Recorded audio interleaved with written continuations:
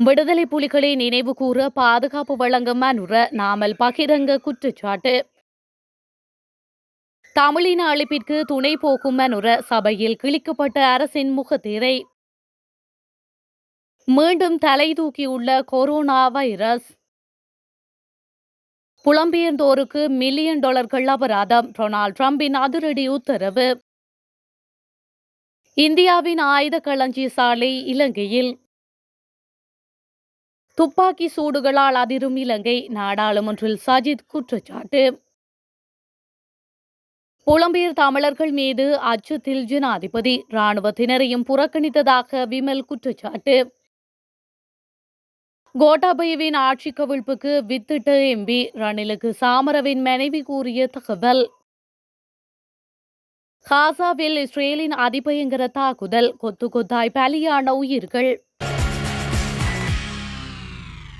விடுதலை புலிகளை நினைவு கூறும் நிகழ்வுகளுக்கு பாதுகாப்பு வழங்கும் அரசாங்கம் இராணுவத்தினரை நினைவு கூறும் நிகழ்வுகளுக்கு இடையூறு விளைவிக்கின்றது என ஸ்ரீலங்கா பொதுஜன பெரமுனவின் தேசிய அமைப்பாளர் நாடாளுமன்ற உறுப்பினருமான நாமல் ராஜபக்ஷ தெரிவித்துள்ளார். ஸ்ரீலங்கா பொதுஜன பெரமுன தலைமை அலுவலகத்தில் நேற்று இடம்பெற்ற ஊடக சந்திப்பின் போதே அவர் மேற்கண்டவாறு குறிப்பிட்டுள்ளார். மேலும் கருத்து தெரிவித்த அவர், நாட்டின் இராணுவ வீரர்களுக்காகவும் ஒற்றையாட்சிக்காகவும் என்றும் நாம் முன்னிற்போம். ஆனால் தேசிய மக்கள் சக்தி அரசாங்கத்தின் கொள்கைகளில் இராணுவத்தினருக்கு முன்னுரிமை இல்லை. உள்ளூராட்சி சபை தேர்தலில் வாக்களிப்பதற்காக தனியார் விமானத்தில் வியட்நாமில் இருந்து வருகை தரும் அளவுக்கு தேர்தலுக்கு வழங்கிய முக்கியத்துவத்தை ஜனாதிபதி இராணுவ வீரர்களுக்கு வழங்க வேண்டும். அதேவேளை யுத்தத்தில் உயிர் நீத்த படை வீரர்களை நினைவு கூறும் நிகழ்வுக்கு சகல முன்னாள் அரசு தலைவர்களுக்கும் அழைப்பு விடுக்கப்பட வேண்டும். விடுதலை புலிகளை நினைவு கூறும் நிகழ்வுகளுக்கு காவல்துறை மற்றும் இராணுவ பாதுகாப்பு வழங்கப்படுகின்றது. ஆனால் இராணுவத்தினரை நினைவு கூறும் நிகழ்வுகளுக்கு அரசாங்கத்தினால் இடையூறு விளைவிக்கப்படுகின்றது. நல்லாட்சி அரசாங்கத்தில் இராணுவத்தினர் பழிவாங்கப்பட்டனர். புலனாய்வு பிரிவு வீழ்ச்சியடைந்தது. அதன் காரணமாகவே உயிர்த்த ஞாயிறு தாக்குதல்கள் இடம்பெற்றன. தற்போது பாதாள உலக குழுக்கள் தலை தூக்கியுள்ளன. புலனாய்வு பிரிவை பலவீனப்படுத்திவிட்டு தேசிய பாதுகாப்பு தொடர்பில் வகுப்பெடுப்பதில் பிரயோசனம் எதுவும் இல்லை. எனவே புலனாய்வு பிரிவை மீண்டும் பலப்படுத்துவதற்கு தேவையான நடவடிக்கைகளை அரசாங்கம் முன்னெடுக்க வேண்டும் என்று அவர் தெரிவித்துள்ளார். இன அழிப்பிற்கான நீதி கொடுக்காமல் தொடர்ச்சியாக தமிழ் மக்களை ஏமாற்றுவதுதான் தற்போதைய அரசின் நோக்கம் என நாடாளுமன்ற உறுப்பினர் சாணக்கியன் சுட்டிக்காட்டியுள்ளார். குறித்த விடயத்தை நேற்று நாடாளுமன்றத்தில் கலந்து கொண்டு கருத்து தெரிவித்த போதே அவர் குறிப்பிட்டுள்ளார். இது தொடர்பாக அவர் மேலும் தெரிவிக்கையில், மே 18 கொல்லப்பட்ட தமிழ் மக்களுக்கு நீதி வேண்டும் என மக்கள் கோரும்போது 19 நாட்டின் ஜனாதிபதி யுத்த வெற்றியை கொண்டாடியுள்ளார். இதிலிருந்து தெளிவாக புலப்படுகின்றது. கடந்த கால அரசாங்கங்களுக்கு தற்போதைய அரசு துணை செல்வதும் யுத்த உள்நாட்டு மற்றும் சர்வதேச விசாரணைகளை தள்ளி வைப்பதும். நாங்கள் இழந்த தமிழ் மக்களுக்காக நீதி கோரினால் அரசாங்கமானது இராணுவத்தை காப்பாற்றவும் மற்றும் கடந்த கால அரசாங்கத்தை காப்பாற்றவும் போராடுகின்றது என அவர் மேலும் கடுமையாக சாடியுள்ளார். அமெரிக்காவில் உள்ள புலம்பெயர்ந்தோருக்கு எதிராக ஜனாதிபதி டொனால்ட் ட்ரம்ப் நிர்வாகம் $1.8 மில்லியன் வரை அபராதம் விதித்துள்ளதாக சர்வதேச ஊடகங்கள் செய்தி வெளியிட்டுள்ளன. இது குறித்து 4,500 புலம்பெயர்ந்தோருக்கு நோட்டீஸ் அனுப்பப்பட்டுள்ளதாக தெரிவிக்கப்படுகின்றது. நாடு கடத்தும் இறுதி உத்தரவு வழங்கப்பட்ட பின்னரும் அமெரிக்காவை விட்டு வெளியேறாத புலம்பெயர்ந்தோருக்கு இந்த அபராதம் விதிக்கப்பட்டுள்ளதாக குறிப்பிடப்பட்டுள்ளது. அதிகபட்சமாக $1.8 மில்லியன் இருந்து குறைந்தபட்சம் $5,000 வரையில் சுமார் 4,500 புலம்பெயர்ந்தோருக்கு விதிக்கப்பட்டுள்ள மொத்த அபராத தொகை சுமார் $500 மில்லியன் என குறிப்பிடப்பட்டுள்ளது. இந்த அபராதத்தை 30 நாட்களுக்குள் செலுத்த நோட்டீஸ் அனுப்பப்பட்டுள்ளதால் பலர் கலக்கமடைந்துள்ளதாக குறிப்பிடப்பட்டுள்ளது. புலம்பெயர்ந்தோருக்கு கடுமையான அபராதம் விதித்தால் வேறு வழியில்லாமல் அவர்களாகவே நாட்டை விட்டு வெளியேறி விடுவார்கள் என்பதே டொனால்ட் ட்ரம்ப் அரசின் திட்டம் எனவும் தெரிவிக்கப்படுகின்றமை குறிப்பிடத்தக்கது. ஜனாதிபதி அனுரகுமார திசாநாயக்க தனது புதிய நண்பர்களான கனேடிய புலம்பெயர் தமிழர்களின் அதிருப்தியை பெற்று விடுவோம் என்ற எண்ணத்தில் தேசிய படைவீரர் ஞாபகார்த்த தினத்தை புறக்கணிக்க திட்டமிட்டதாக முன்னாள் நாடாளுமன்ற உறுப்பினர் விமல் வீரவன்ச தெரிவித்துள்ளார்.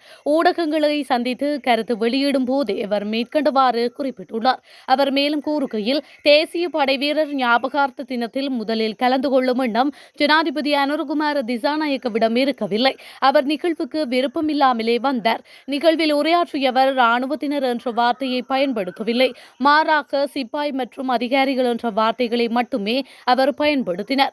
புலம்பெயர் தமிழர்கள் அதிருப்தி கொள்வார்கள் என்ற அச்சத்தில் தான் அவர் இராணுவத்தினர் என்ற வார்த்தையை பயன்படுத்தவில்லை. அத்துடன் தீவிரவாதி மற்றும் பிரிவினைவாதி போன்ற வார்த்தைகளை ஜனாதிபதி பயன்படுத்தவில்லை. அப்படியாயின் இராணுவத்தினர் 30 வருடங்கள் யாருடன் போர் புரிந்தார்கள்? மேலும் போர் நடந்து அமைதிக்காக என்ற வார்த்தையை ஜனாதிபதி பயன்படுத்தினார். அப்படியாயின் பௌத்த பிக்குகள் கொல்லப்பட்டமையும் தலதா மாளிகை மீது தாக்குதல் நடாத்தப்பட்டமையும் அமைதிக்காகவா என்று ஜனாதிபதி கூறுகின்றார். இதேவேளை வடக்கிலும் தெற்கிலும் இனவாதத்துக்காகவும் அதிகாரத்திற்காகவும் மீண்டும் கலவரங்கள் உருவாகி வருவதாக ஜனாதிபதி கூறுகின்றார். தெற்கில் கலவரங்கள் உருவாகி வருவதாக புலனாய்வாளர்கள் கூறியுள்ளனரா? எனக்கு தெரிந்த வகையில் தெற்கு மக்களுக்கு கலவரத்தை தொடங்க வேண்டும் என்று எண்ணம் இல்லை என்று அவர் மேலும் தெரிவித்துள்ளார். கடந்த 8 மாதங்களில் இலங்கையின் பல்வேறு பகுதிகளில் 79 துப்பாக்கிச்சூடு சம்பவங்கள் பதிவாகியுள்ளன.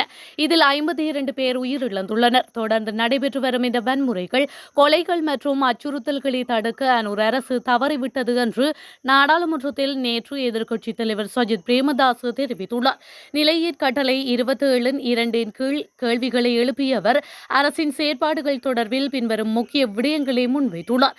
துப்பாக்கி சூடுகள் தொடர்பில் அரசின் திட்டம் எங்கே? நாட்டில் இடம்பெறும் துப்பாக்கி சூடுகள் மற்றும் அச்சுறுத்தல்களுக்கு எதிரான அரசின் தற்போதைய வேலை திட்டம் போதுமானதா என்பதையும், அது இல்லையென்றால் தடுப்பதற்கான புதிய திட்டத்தை சபையில் முன்வைக்குமாறும் கேள்வி எழுப்பப்பட்டது. இந்தியாவினால் இலங்கையில் ஆயுத களஞ்சிய சாலை உருவாக்கக்கூடிய முயற்சிகள் இடம்பெற்று வருவதாக நாடாளுமன்றில் பகிரங்க கருத்தொன்று முன்வைக்கப்பட்டுள்ளது. எதிர்க்கட்சி நாடாளுமன்ற உறுப்பினரான ஸ்ரீ ஜெயசேகர இந்தியாவுடன் இலங்கை கைச்சாத்திட்டுள்ள பாதுகாப்பு ஒப்பந்தம் தொடர்பில் நேற்று கருத்து தெரிவிக்கையிலேயே இவ்வாறு கூறியுள்ளார். இது தொடர்பில் மேலும் உரையாற்றியவர், இந்தியாவுடன் இலங்கை கைச்சாத்திட்ட ஒப்பந்தங்களை பகிரங்கப்படுத்துவதில் அரசாங்கம் ஏன் பின்வாங்குகின்றது? கோட்டாபய ராஜபக்ஷவின் ஆட்சியில் முதலாக தானே உரம் தொடர்பான பிரச்சினைகளை வெளிக்கொணர்ந்ததாக நாடாளுமன்ற உறுப்பினர் சாமர சம்பத் தசாநாயக்க தெரிவித்துள்ளார். நாடாளுமன்றத்தில் நேற்றைய அமர்வில் கலந்து கொண்டு உரையாற்றும் போது அவர் இவ்வாறு குறிப்பிட்டுள்ளார். அவர் மேலும் கூறுகையில், பதுளையில் ஒரு வழக்கில் என் மீது குற்றம் சுமத்தப்பட்டு அதற்கு பிணை வழங்கும் போது மீண்டும் கொழும்பில் என் மீது வழக்கொன்று தாக்கல் செய்யப்பட்டது. எனது மனைவி ரணில் விக்ரமசிங்கவிடம் சென்று எனக்கு பிணை கிடைக்க உதவி செய்யுமாறு கோரிக்கை விடுத்ததாக தெரிவிக்கின்றனர். ரணில் விக்ரமசிங்க அவரது மனைவி சொல்வதையே செய்ய மாட்டார் என்ற நிலையில் எனது மனைவி சொல்வதை செய்வாரா என்று அவர் மேலும் கேள்வி எழுப்பியுள்ளார். சிங்கப்பூர் மற்றும் ஹாங்காங் பகுதிகளில் கொரோனா தொற்று அதிகரிக்க தொடங்கியுள்ளதாக சர்வதேச ஊடகங்கள் செய்தி வெளியிட்டுள்ளன. இதன் அடிப்படையில் சிங்கப்பூர் மற்றும் ஹாங்காங் பகுதிகளில் 257 பேர் கொரோனா தொற்றுக்கு பாதிக்கப்பட்டு தனிமைப்படுத்தப்பட்ட நிலையில் சிகிச்சை பெற்று வருவதாக தெரிவிக்கப்பட்டுள்ளது. காசா முனையில் இஸ்ரேல் நடாத்திய தாக்குதலில் 60 பேர் உயிரிழந்துள்ளதாக சர்வதேச ஊடகங்கள் செய்தி வெளியிட்டுள்ளன. காசா முனையை நிர்வகித்து வரும் ஹமாஸ் ஆயுத குழுவினர் கடந்த 2023 ஆண்டு அக்டோபர் 7 இஸ்ரேலுக்குள் புகுந்து பயங்கரவாத தாக்குதல் நடத்தினர். இந்த தாக்குதலில் 1139 இஸ்ரேலியர்கள் கொல்லப்பட்ட நிலையில் இஸ்ரேலில் இருந்து 251 பேரை பணைய கைதிகளாக காசா முனைக்கு ஹமாஸ் கடத்தி சென்றது.